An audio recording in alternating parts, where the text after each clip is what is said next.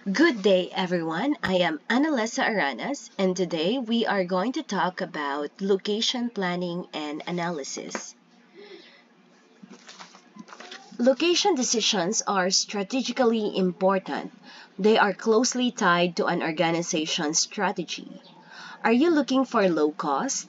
Are you looking for convenience to attract market share? They affect your location, affects the capacity and flexibility, and your location represents a long-term commitment of resources so that location affects investment, operating cost, revenues operation, and it can impact your competitive advantage, and it also has an importance to supply chains.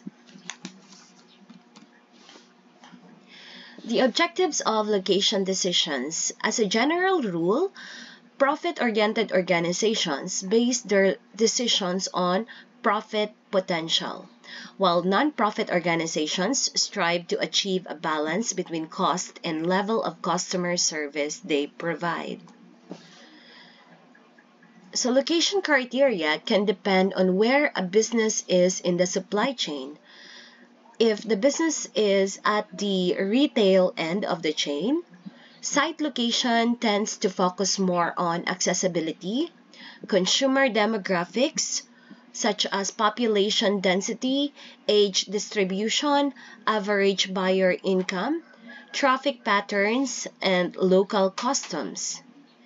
If the business is at the beginning of the supply chain, they're often located near the source of the raw materials. If the business is in the middle of the supply chain, they may locate near suppliers or near their markets.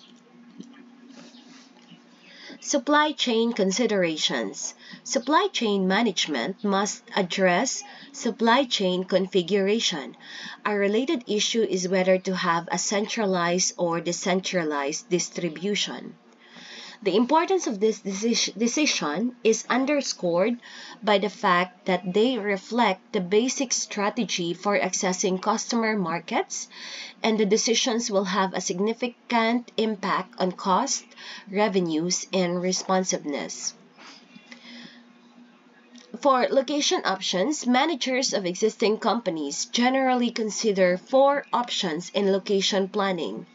First is we have expand an existing facility. Second is add new location while retaining existing ones. Third is to shut down at one location and move to another. Next is we do nothing.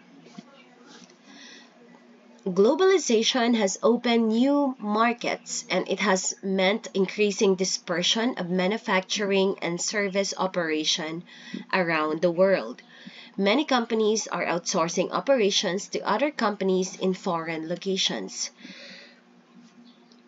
There are a number of factors that have made globalization attractive and feasible for business organizations. Two key factors are trade agreements and technological advances. Trade agreements such as the NAFTA or the North American Free Trade Agreements, the General Agreements on Tariff and Trade or the GATT, and the U.S.-China Trade Relations Act. Also, we have the technology or any technological advances in communication and information sharing have been very helpful. This includes faxing capability, email, cell phones, teleconferencing, and internet. Companies are discovering a wide range of benefits in globalizing their operations. Here is the list of the benefits, although it is important to recognize that not all the benefits apply to every situation. Markets. Companies often seek opportunities for expanding markets for their goods and services, as well as better servicing existing customers by being more attuned to local needs and having a quicker response time when problems occur. Cost savings. Among the areas for potential cost savings are transportation cost, labor cost, raw materials cost, and taxes.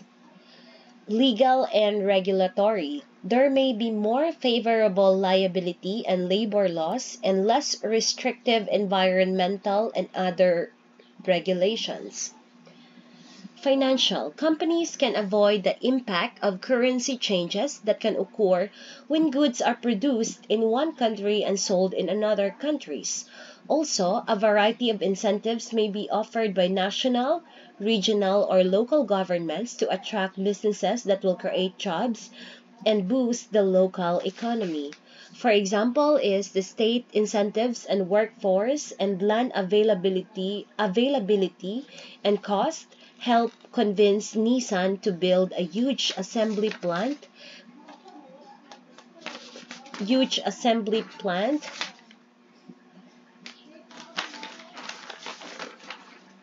in Canton, Mississippi, and Mercedes to build an assembly plant in Vance, Alabama. An added benefit came when suppliers for these plants also set up facilities in the region. Other factors such as new sources of ideas for products and services, new perspective on operations and solutions to the problems. Disadvantages. Globalizations and global locations has disadvantages. Transportation cost. High transportation cost can occur due to poor infrastructure or having to ship over great distances, and the resulting cost can offset savings in labor and material cost. Security cost. Increased security risk and theft can increase cost. Also, security at international borders can slow shipment to other countries. Unskilled labor. Low labor skills may negatively impact quality and productivity, and the work ethic may differ from that in the home country. Additional employee training may be required. Import restrictions. Some countries have restrictions on the importation of manufactured goods, so having local suppliers avoid those issues. Criticisms. Critics may argue that the cost savings are being generated through unfair practices such as sweatshops, in which employees are paid low wages and made to work in poor conditions, using child labor, and operating in countries that have less stringent environmental requirements. Productivity. Low labor productivity may offset low labor cost or other advantages. Risk. Risk with global operations can be substantial. Among most troublesome are the following. Political instability and political unrest can create risk for personal safety and safety of assets. Moreover, a government might decide to nationalize facilities, taking them over. By taking them over.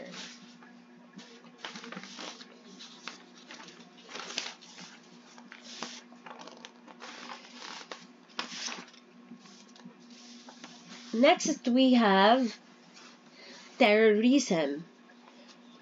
Terrorism continues to be a threat in many parts of the world, putting a personnel and assets at risk and decreasing the willingness of domestic personnel to travel to or work in certain areas. Economic instability might create inflation or deflation, either of which can negatively impact profitability. Legal. Laws and regulations may change, reducing or eliminating what may have been key benefits. Ethical. Corruption and bribery, common in some countries, may be illegal in a company's home country. This poses a number of issues. One is how to maintain operations without resorting to bribery. Another is how to prevent employees from doing this, especially when they may be of local origin and used to transacting business in this way. Cultural differences may be more real than apparent. Example, we have Walmart discovered that the fact that when it opened stores in Japan, although it thrived in many countries in its reputation for low cost, Japanese consumers associated low cost with low quality, so Walmart had to rethink its strategy for the Japanese market. Quality. Lax quality control can lead to recalls and liability issues. In managing global operations, although global operations offer many benefits, these operations often create new issues for management to deal with. Some of those issues are language and cultural differences, which increase the risk of miscommunication. Management styles may be quite different. Increased travel distances and related travel times and cost. Coordination of far-flung operations can be more difficult. Managers may have to deal with corruptions and bribery as well as differences in work ethic. The level of technology may be lower, and the resistance to technological change may be higher than expected. Next is the domestic personnel may resist relocating. So we have here the general procedures for making location decisions. So first is we have to decide on the criteria to use for evaluating location alternatives. Next is we have to identify important factors. Next is we develop location alternatives such as the first one, identify a country or countries for location. Identify the general region for allocation. Identify a small number of community alternatives. And after that, we have to identify site alternatives among the community alternatives. After developing location alternatives, we now evaluate the alternatives and make a selection. In identifying a country, region, community, and a site, one or few factors are so important that they dominate the decisions. Transportation cost can be a major factor. In a service organization, possible dominating factors are market-related and includes traffic patterns, convenience, competitors' location, as well as proximity to the market. Once an organization has determined the most important factors, it will try to narrow the search for suitable alternatives to one geographic region. Then a small number of community site alternatives are identified and subjected to detailed analysis.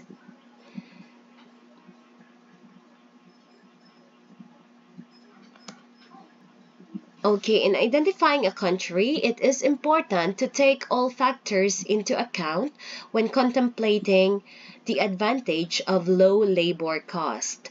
Another consideration is the transportation cost, and another factor to consider will be the currency and exchange rate risk. So in identifying a region, factors involved are the primary regional factors that needs to be considered are the raw materials, markets, and labor considerations. So the location of raw materials. Firms locate near or at the source of raw materials for three primary reasons. We have the necessity, perishability, and transportation cost. For mining operations, farming, forestry, and fishing will fall under necessity. For firms involved in canning, freezing of fresh fruits and vegetables, processing of dairy products, and baking must consider perishability when considering location. For transportation costs are important in industries where processing eliminates much of the bulk connected with raw materials, making it much less expensive to transport the product or materials after processing. In identifying a region, so for location of the markets, for profit-oriented firms, they frequently locate near markets they tend to serve as a part of their competitive strategy. For non-profit organizations, they choose locations relative to the needs of the users of their service. While for other factors, which includes the distribution cost or the perishability or the of a finished product. Competitive pressures for retail operations can be extremely vital factors. Some firms must locate close to their markets because of their perishability of their products.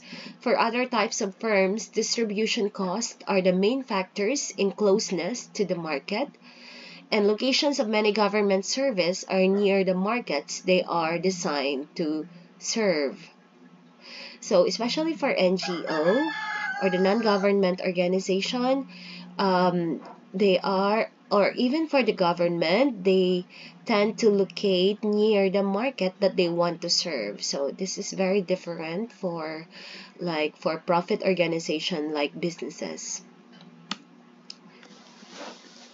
For labor factors, primary labor considerations are the cost and availability of labor, wage rates in an area, labor productivity and attitudes towards work, and whether the unions are a serious potential problem. Labor costs are very important for labor-intensive organization. Skills of potential employee may be a factor, although some companies prefer to train new employees rather than rely solely on previous experience. Workers' attitudes towards turnover, the absenteeism, and the similar factors may differ among potential locations. So other factors such as climate and taxes sometimes play a role in location decisions. So after identifying a region, okay, and next is we have to identify a community. So from a company standpoint, a number of factors determine the desirability of a community as a place for its workers and managers to live. They include the facilities for education, shopping, recreation, transportation, religious worships, entertainment, the quality of police, fire, and medical services, local attitudes towards the company, and the size of the community. So here it's important to remember that if we are relocating in that if our business will be relocating in that place or in a specific place, example, we have to consider these factors because that is also where our workers and our managers will live. So it's important to consider these factors. I think these are basic necessities for a person to not just work but also to enjoy life. So other community-related factors are the cost and availability of utilities, environmental regulations, taxes, such as state and local, direct and indirect, and often a laundry list of enticement offered by state or local governments that can include bond issues, tax abatements, low-cost loans, grants, and worker training. Another trend is the just-in-time manufacturing technique, which encourage suppliers to locate near their customers to reduce suppliers' lead times. We also have the term micro-factory, which is a small factory with a narrow product focus, which is located near major markets. So we have ethical issues. So ethical issues can arise during location searches. So it is important for companies and governments to have policies in place before that happens, and to keep ethical aspects of decisions in mind while negotiating favorable treatment. So, for example, governments may offer a variety of incentives to companies to locate in their area, usually to obtain a promised benefits from the companies. So, a company has to, deal with it carefully. So companies should be careful to not promise more, such as jobs and longevity, or less, such as noise or traffic, than they can reasonably expect to deliver.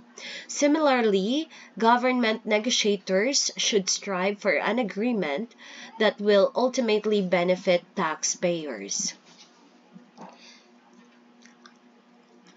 After identifying the community, we have to identify a site. So the primary consideration related to sites are the land, transportation, and zoning and other restrictions.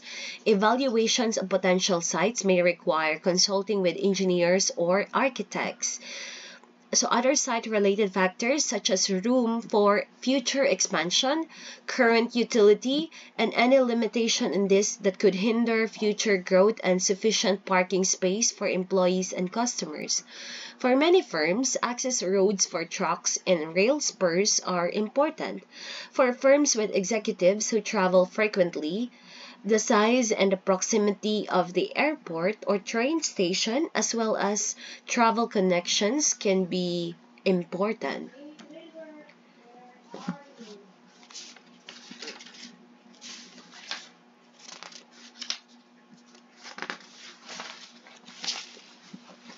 When companies have multiple manufacturing facilities, they can organize operations in several ways. One is to assign different product lines to different plants. Another is to assign different market areas to different plants. And the third is to assign different process to different plants. Each strategy carries certain cost and managerial implications, as well as competitive advantage. So here are multiple plant manufacturing strategies. So first is we have the product plant strategy.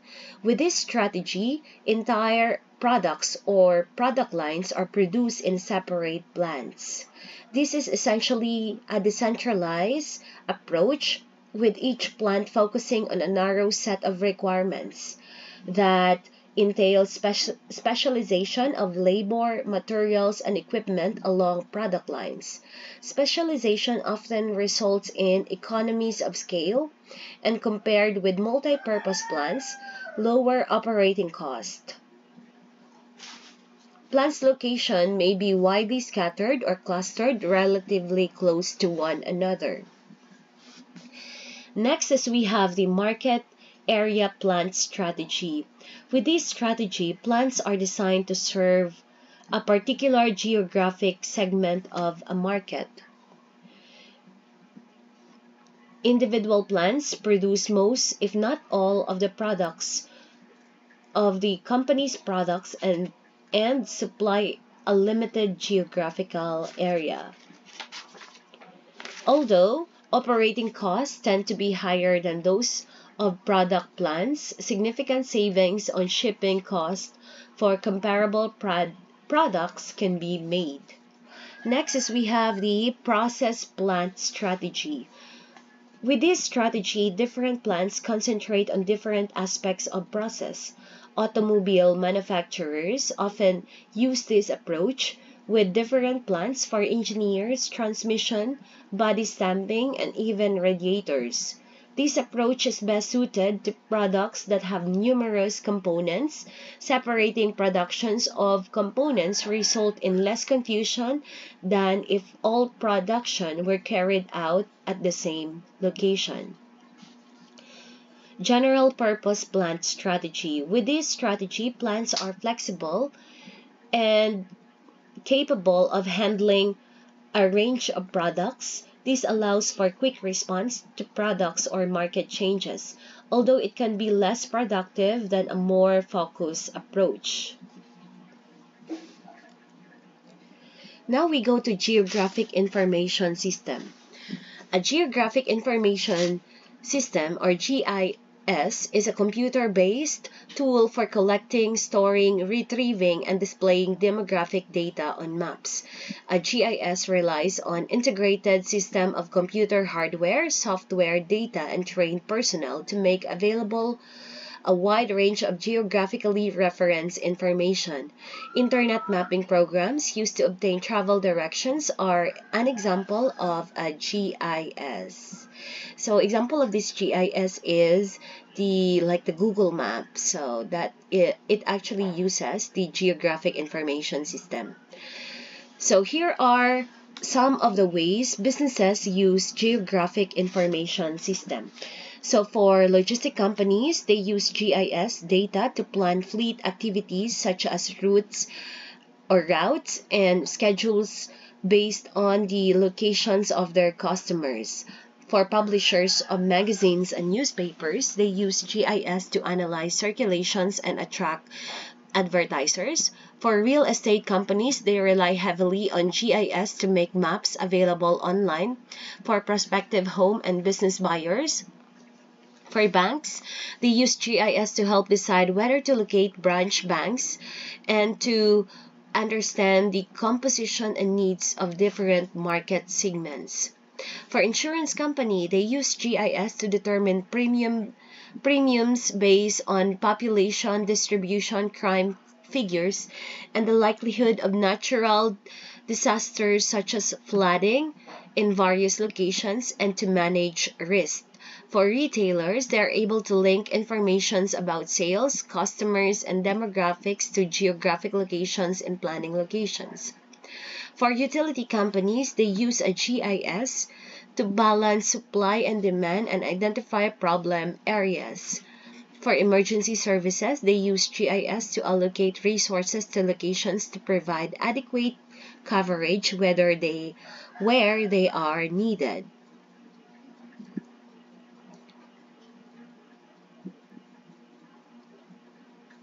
So here are the summary of factors affecting location decisions. We have the regional, community, and site. And we have the factors and also considerations. So we are already done with that. Let's go here. For service and retail location, service and retail are typically governed by somewhat different considerations and than the manufacturing organizations in making location decisions. So customer access is sometimes a prime consideration. Service and retail businesses tend to be profit or revenue focused, which concern more with demographics such as age, income, and education, population, competition, traffic volume or patterns, and customer access or parking. So retail sales and services are usually found near the center of the markets they serve. So retail and service organization typically place traffic volume and convenience high on the list of important factors. So we have the term clustering. It is when businesses locate near similar businesses.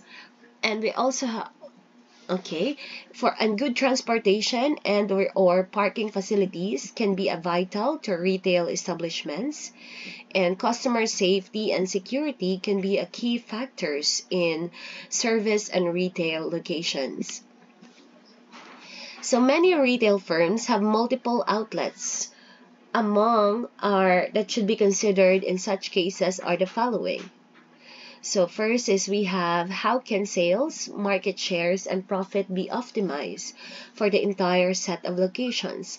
Solutions might include some combination of upgrading facilities, expanding some sites, adding new outlets, and closing or changing the locations of some outlets. Next is we have what are the potential sales to be realized from each potential solution. Next is where should outlets be located to maximize market shares, sales, and profits without negatively impacting other outlets. This can be a key cause of friction between operator of franchise store and franchising company. So as we know, when we say example for Jollibee, they have a lot of of like franchisor. So the franchising company, so it is one of the problem that is or that is faced by the Jollibee example. So yeah, Jollibee. So in Iligan City, so we have, how many Jollibee do we have? Um I think we have four Jollibee. So yes, so location is very important. Next one is we have, what probable effects would there be on market share, sales, and profits if a competitor located nearby? So I think it's the same with we go back to fast food chain. Um, in Iligan City, I think the McDonald's and Jollibee, and then Chowking, and then even Mang Inasal, they stick together. And then how especially if that place is a crowded area, or like there's really a lot of people, a lot of customers in that place, so they stick together. That can also be termed as clustering, and so that will fall under number 4. What probable effects would there be on market share, sales, and profits if competitors located nearby? Next one is we have the comparison of service, retail considerations, and manufacturing considerations. So as we can see, the manufacturing distribution tend to be more cost focused, while the service or retail is focused more on the revenue focus. So in manufacturing distribution, they tend to focus more on transportation modes or cost, energy availability or cost, labor cost or availability or skills, building or leasing cost. And for service or retail, they tend to focus more on demographic, age, income, education, and for population, population and growing area. They also focus on competition, on traffic volumes or patterns, on customer access or parking. So in evaluating location alternatives, there are a number of techniques that are helpful in evaluating location alternatives. So locational cost profit volume analysis, or the factor rating, and the center of gravity method. So for locational cost profit volume analysis, the economic comparison of location alternatives is facilitated using the cost profit volume analysis. The analysis can be done numerically or graphically. So 2 ways to assess for the locational cost profit volume analysis. So it's either we compute or we graph. So in evaluating location alternatives, we have the procedures for location cost profit volume analysis, which involves the following steps. We have determined the fixed and variable cost associated with each location alternative. Next is we have to plot the total cost lines for location alternatives on the same graph. And next is we have to determine which location will have the lowest total cost for the expected level of output. Alternatively, determine which location will have the highest profit. Okay, so and please also remember and take note that this method assumes the following. Here are the assumptions of this method. It's important to consider this one, that the fixed costs are constant for the range of probable output. The variable costs are linear for the range of probable output. The required level of output can be closely estimated And for the last one, only one product is involved, so um, it's not really feasible, or it's not um,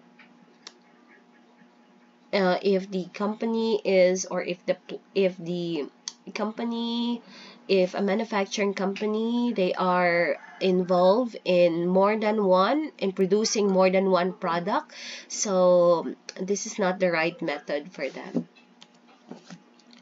So for our cost, we have here an example. So for our cost analysis, compute the total cost for each location.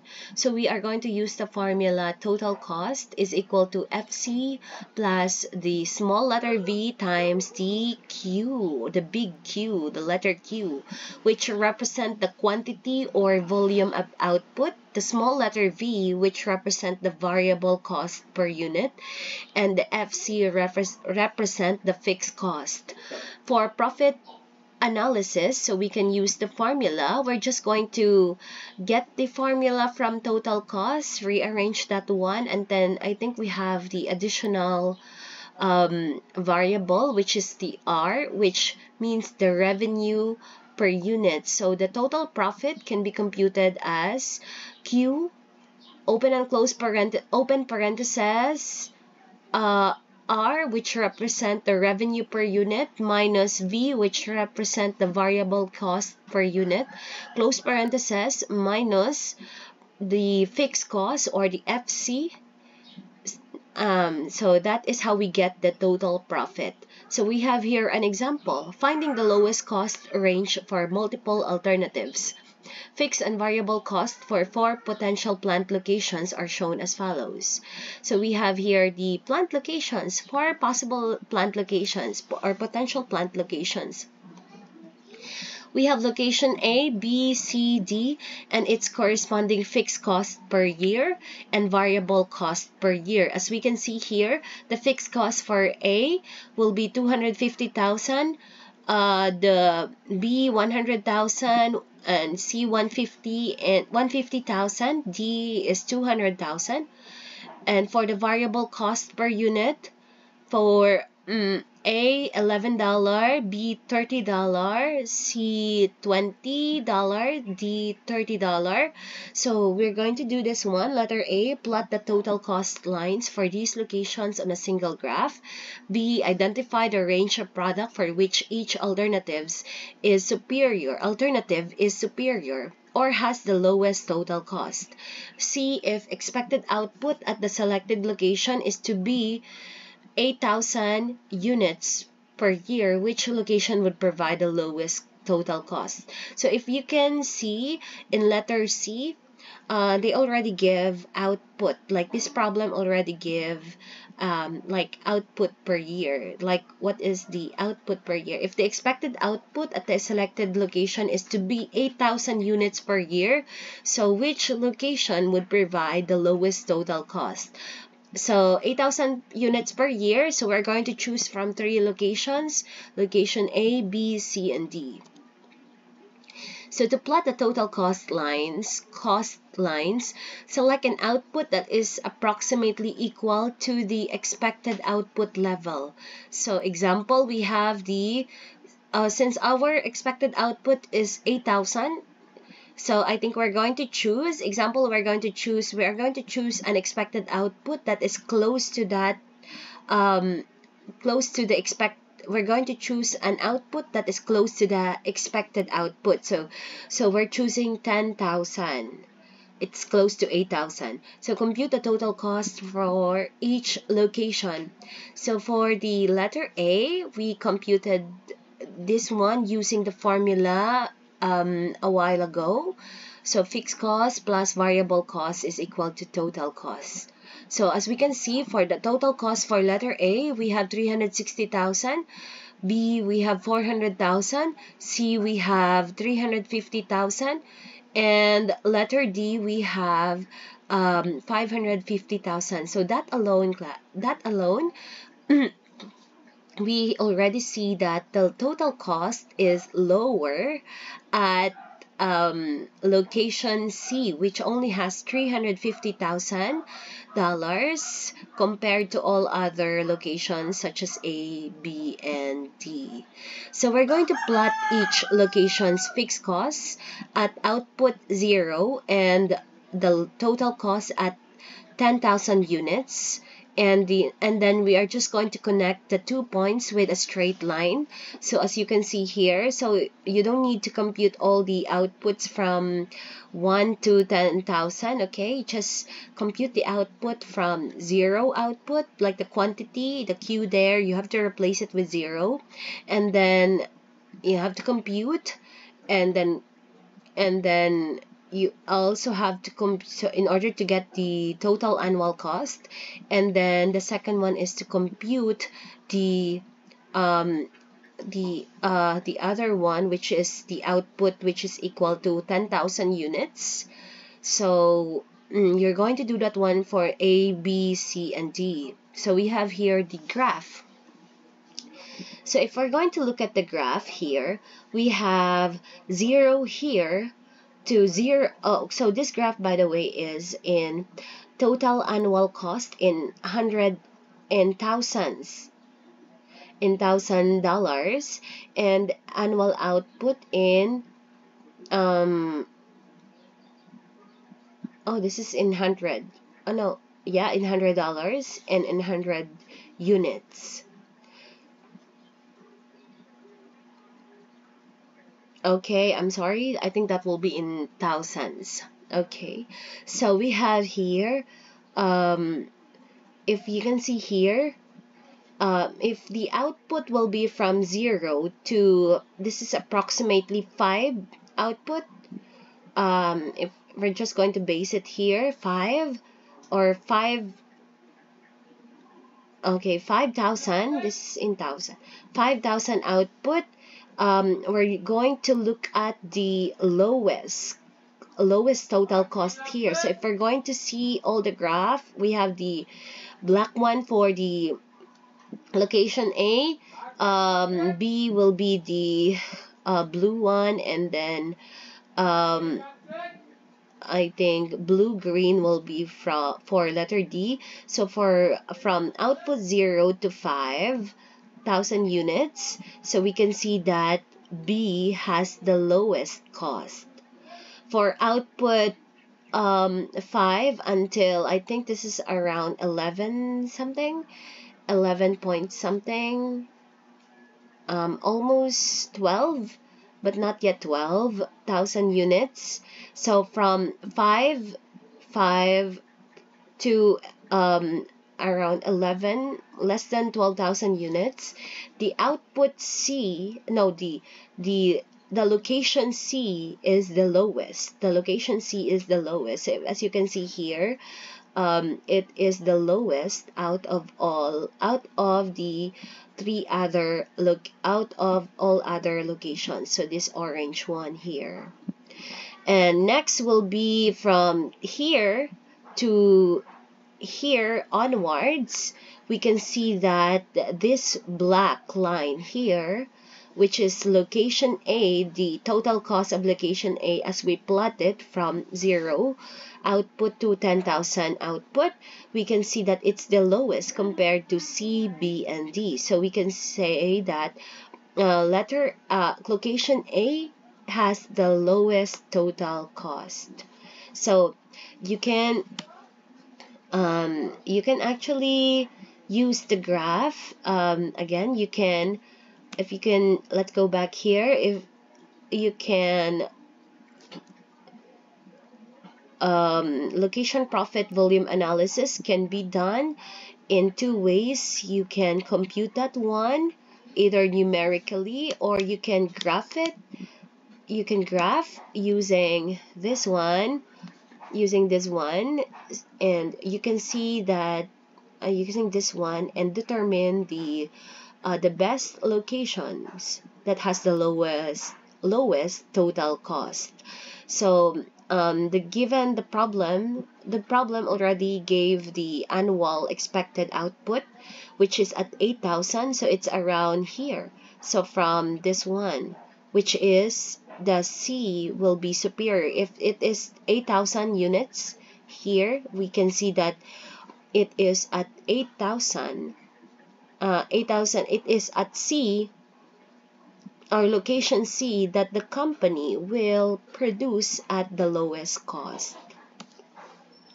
So to approximate the ranges for which the various alternatives which will yield the lowest costs are shown on the graph, note that the location D is never superior. The exact ranges can be determined by finding the output level at which lines B and C and lines C and A across. To do this, set our cost equation equal and solve for Q, the break-even output level, thus for B and C. So we have here an example. We have to equate B and C together, use the formula of fixed costs, total cost, sorry. We have to use the formula of total cost, and we have to equate B and C. So we have here, we computed 100,000 plus $30 times Q. Q will be the quantity, is equal to 150,000 plus $20 times Q. So solving, you find Q. Q is at 5,000 units per year. So this is not right because our expected output yearly will be 8,000 as stated in the problem. For C and A, let's compute C and A. For C, we have 150,000 plus $20 times Q is equal to 250,000 plus $11 times Q. So solving for Q is equal to 11,111 units per year. So from the graph, you can see that for 8,000 units per year, so if you're going to look at here, at 8,000, so this one is okay, right? Because our expected units per year or output per year is 8,000, so it fits. So we can produce at this one. Also, we can choose at this. We can have this quantity. Because if we're going to have that 5,000 units per year, that will be short. We need 8,000. We need 3,000 more units. So we're going to choose here. So from the graph, you can see that for 8,000 units per year, location C provides the lowest total cost. Okay, so for letter C, so it's in between this one. So we're going back. So it's here. We can see that from this is 8,000. So we can see that location C here is the best location in order to produce the lowest total cost. So we also have the transportation model. The transportation costs sometimes play an important role in location decisions. These can stem from movement of either raw materials or finished goods. So if a facility will be the sole sources of destination of shipments, the company can include transportation costs in locational cost volume analysis by incorporating the transportation cost per unit being shipped into variable cost per unit. So if raw materials are involved, the transportation cost must be converted into cost per unit of output in order to correspond to other variable costs. Next is we have a factor rating. It is a general approach that is useful for evaluating a given alternative and comparing alternatives. The value of factor rating is that it provides a rational basis for evaluation and facilitates comparison among alternatives by establishing a composite value for each alternative that summarizes all related factors. Factor ratings enables decision makers to incorporate their personal opinions and quantitative information in decision process. So factor rating is somehow a mix of the quantitative and qualitative method, right? Because it's also the decisions maker can decide on the weight. Right? They can decide on the weight that they want to give more importance And also in computing factor rating, it is in quantitative way, like we really compute it numerically. So the following procedures is used to develop a factor rating. First is we determine which factors are relevant. Example, location of market, water supply, parking facilities, revenue potential.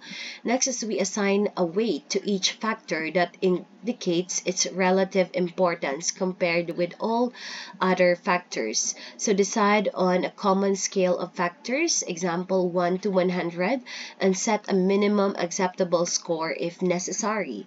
Then next is store each location alternative. Next is we multiply the factor weight by the score for each factor, and sum the results for each location alternative. Next is we choose the alternative that has the highest composite score unless it fails to meet the minimum acceptable scores. So we have here an example of a factor rating to compare alternatives. We have a photo processing company intends to open a new branch store. So the following table contains information of two potential locations, which is better alternative. So the company is a photo processing company, and it has two possible or potential locations. So we have here the scores out of 100 and the weighted scores. So as you can see, we have the factors here. The factors are these are important factors in photo processing company. We have proximity to existing store, traffic volume, rental cost, the size, layout, and the operating cost. And we assigned weight. We have the 0.10, 0.05, 0.40, 0.10, 0.20, and 0.15. So we have the two alternatives and its corresponding scores. You can see here. So for proximity to existing scores, so we have the 100 for alternative 1, 60 for alternative 2. So for traffic volume, 80. So maybe 80 and 80 for alternative 1 and alternative 2. So we can say that maybe it has the same number of traffic volumes. For rental costs, we have 70 for alternative 1 and the alternative 2 will be 90. So we can say that maybe the rental cost in alternative 2 will be or is cheaper than in alternative 1. And for the size, we have 92 for alternative 2 and 86 for alternative 1. We can say that maybe the location for alternative 2 is bigger, much more convenient, and or bigger or convenient in size for alternative 2. For layout, we have the 40 for alternative 1 and 70 for alternative 2. So we can say that the layout is better in alternative 2. Maybe it really fits the company's needs and wants. For operating cost, we can see that alternative 2 has highest score, which is 90 out of 100 compared to alternative 1, which is only 80. So now we compute using the weighted scores. We just get the weighted scores here. We have the 0.10 for proximity. If we can see here, the weighted scores, we can see that the company place greater importance on the rental cost, which is 0.40, and then also for the layout, which is 0.20. So we see here that we have the 0.10, which is the weight of the proximity to existing store, and the score that the alternative 1 got. We have 0.10 times 100 is equal to 10.0. And then now let's go to rental cost. 0.40, which is highest actually, times the score that the alternative or the location 1 get. We have 70. Have here 0.40 times 70. 0.40 times 70 is equal to 28. So after computing all, we get the total, which is 70.68. Now we go to alternative 2. Let's look at the traffic volume for alternative 2. We have 0.05. So the traffic volume is not that important in traffic volume is not that important in the photo processing company, right? As we can see here, it's the lowest. It's 0.5. So the traffic volume, we have the 80 for alternative 2. I think alternative 2. So we get the 0.05 times 80 is equal to 4. Now we go to the rental cost, which is the highest. So 0.40 times 90, which is what the alternative 2 got, times 90 is equal to 36. So after that, we get all the total score, we get all the scores, we add it all together, and then we get the 82.7. So here alone, we can see that alternative 2 got the higher score than alternative 1. So alternative 2 is better because it has the higher composite score. In some cases, managers may prefer to establish minimum threshold for composite. If an alternative fails to meet that minimum, they can reject it without further consideration. If none of the alternatives meets the minimum, this means that either additional alternatives must be identified and evaluated, or the minimum threshold must be re-evaluated. So this is how we do the factor rating to compare alternatives. I think it's easy, so you can do it, guys. So the center of gravity method. The center of gravity method is a method to determine the location of a facility that will minimize shipping cost or travel time to various destinations. The methods includes the use of map that shows the location of destination. The map must be accurate and drawn to scale. A coordinate system is overlaid on the map to determine the relative locations. The location of 0 point of the coordinate system and its scales is unimportant. Once the coordinate system is in place, you can determine the coordinates of each destination. So a map is very important in determining a center of gravity method. So we're going to have the coordinate system. We have to overlay it on the map and determine the relative locations. So the 0 coordinate is actually unimportant. It will be used just as a basis in determining which one will be the best location. So if the quantities to be shipped to every location are equal, so this is the assumption, you can obtain the coordinates of the center of the gravity. So example, the location of distribution center by finding the average of x coordinates and the average of y coordinates. So this average can be easily determined using the following formulas. So we have here, I think that is the mean of x, so summation of x sub I over n, and then the mean of y coordinates, or the summation of, or it is equal to the summation of y sub I over n, where x sub I is x coordinates of destination I, and y sub I is the y coordinate of destination I, and n is the number of destinations. To the center of gravity, so as we can see here, here is the map showing the destinations. So we have destination 1, destination 2, destination 3, destination 4. So we have a lot of destinations. So next is we have to add the coordinate system. So here is the coordinate system.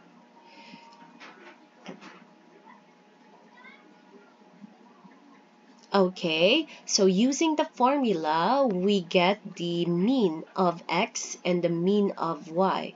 So using that formula, we compute here and then we get this one. So the mean of y is at 4 and the mean of x is here. It's between 5 and 4. So destination here is the best location. Is the center of gravity. Here is the center of gravity.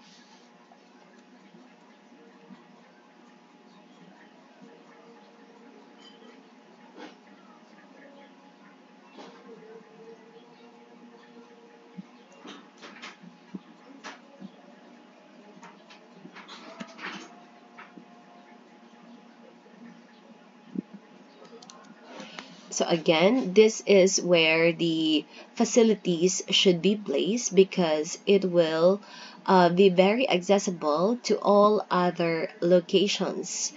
So it's accessible to all other locations. So that is how we determine the center of gravity method. Thank you, and I hope you learned something.